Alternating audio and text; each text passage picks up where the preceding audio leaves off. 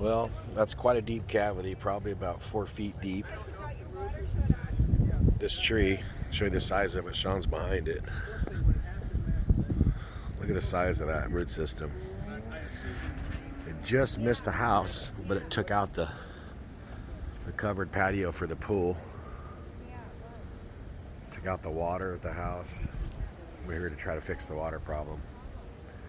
This is a huge tree. Wow. Obviously took out the fence. Oh man.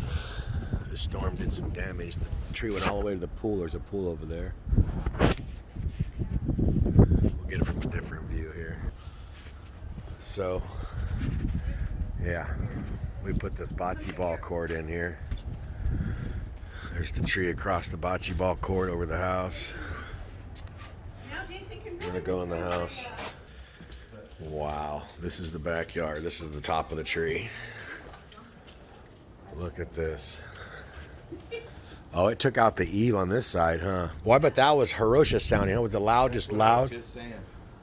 Super loud. Wow. Look at this. Get a wider angle on that. The chimney did save a lot of that impact, yeah. Wow. Look, it took the pieces off this patio cover too.